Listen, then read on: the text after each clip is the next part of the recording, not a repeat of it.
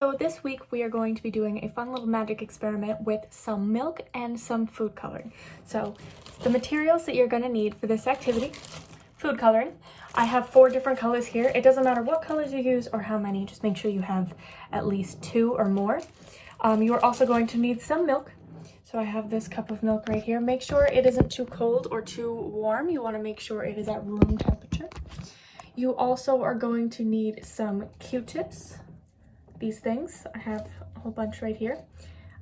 You are going to need a dish. You can use a bowl or you can use a little plate, as long as it has the edges around it to keep the milk from spilling out. And you're going to need some soap. If you want to use dish soap, that will work, or hand soap or anything like that. So the first thing you're going to do is you're going to make sure to put your milk into the bowl that you have. So milk is mostly made up of water, and it also has a bunch of other minerals and vitamins and proteins in it. The fat that exists in the milk, there are tiny, tiny, tiny little molecules of fat, and they exist in the milk right next to all of the water molecules. Now, they don't ever combine.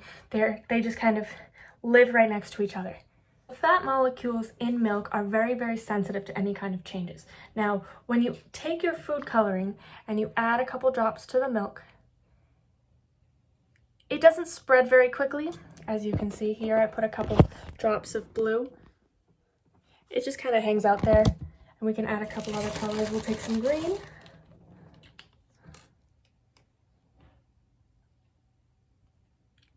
Do 3 drops of green.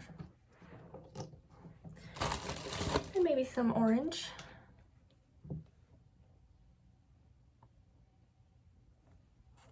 Get 4 drops of orange. And now we'll add some red. I'm going to do 4 different colors just to make it fun.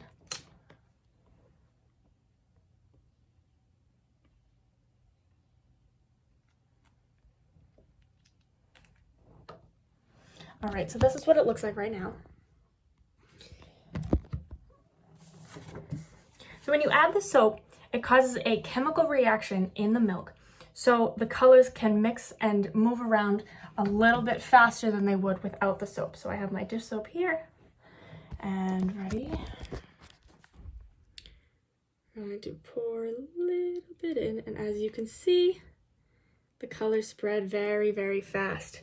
Because what happens is the soap changes the surface tension at the top of the liquid. If you have ever noticed that some small bugs, they can kind of stand on the top of the water if you go to a lake or a pond. That's the surface tension holding them up. The very, very tiny, tiny, tiny molecules of water, they are connected differently than they are underneath the water. So it makes that top layer of liquid a little bit harder to move through than anything underneath it. So that's called surface tension. When you add the soap to the milk, the surface tension changes. So all of the food dye is able to move around really quickly. So again, it's been sitting for a couple seconds. You can watch it as it kind of, sits. And now we're going to add a little bit of mixing. So you can take your Q-tip and you're going to mix it. And then you get this fun little colorful design. Here we have a picture of what my design looks like after mixing it a little bit, and also we have Kylie's design. She also did it. So this is what it should look like at the end. We hope you guys have a lot of fun with this, and we will see you very, very soon.